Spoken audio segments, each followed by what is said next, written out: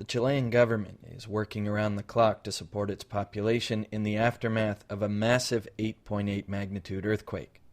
This latest natural disaster was an estimated 500 times more powerful than the quake that hit Haiti more than a month ago. As both countries sort out the way forward from these devastating experiences, they might take a look at nearby Peru for some lessons learned. Just south of the Peruvian capital city of Lima, a small team of laborers sweats through the afternoon summer heat. They're laying the foundation for 150 new concrete houses and a water system. Waiting anxiously across the street are 150 local families of the Walkaram community. Since August 15th of 2007, the day a 7.9 earthquake hit the area, they've been living in tents and sheds on the town plaza and soccer stadium. 63-year-old Ernesto Luyo is the mayor of tiny Walkaram. He was born and raised in the town of 1500. We thought it was the end of the world because of how the ground moved and shook. I'm serious, I cried with fear to see what was happening. People fell, they were crying, the town was dark. It's something I don't want to remember. I hope it never happens again. Peru's earthquake was stronger than the 7.6 that happened in Haiti, but the immediate horror was comparatively less. Only around 500 Peruvians died, and 300 more were considered disappeared, compared to the more than 200,000 in Haiti. According to local residents, the worst part of the earthquake has been the aftermath. 2.5 years later, they're still waiting for new homes, something they wouldn't wish on the people of Haiti. Julian Soto is head of the Walkaram Housing Association. I'm really worried for the locals. When the heat comes, it's hard to live in the houses because they're made of plastic. When the rain comes, the shelters get flooded. Everything gets wet.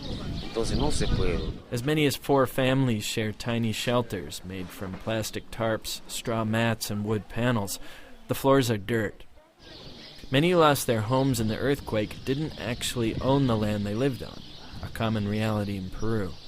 The people of Walkaram got lucky when a local industrialist family donated land for all of them to live on. Otherwise, they'd still be waiting. Down the desolate landscape of the southern Pan-American Highway sits the communities of Chincha, Ica, and Pisco, the hardest hit by the 2007 earthquake. Pisco bore the brunt of the fatalities when the Catholic Church in the town plaza collapsed on hundreds of mass-goers. All that's left is the cross from the altar. 72-year-old Luis Edgardo Moroquinaya stands at his usual spot outside a plaza casino. He was in the exact same place when the earthquake hit. They laid all of the dead in the plaza so people could identify them. We didn't have any way to carry them, any ice or machines to deal with the problem. We were abandoned. David Vernadona gives a cab tour of the hardest hit areas of Pisco. Block after block is either demolished completely or features uninhabitable structures. Vernadona says his house was destroyed. After the quake, he drove his cab to safer ground and slept out of his car for more than a month. His wife lived in a tent. That's the government's fault. A tent should be for 15 to 20 days only. It's really hot during the day and cold at night. Street after street, Vernadona points out another beloved landmark destroyed.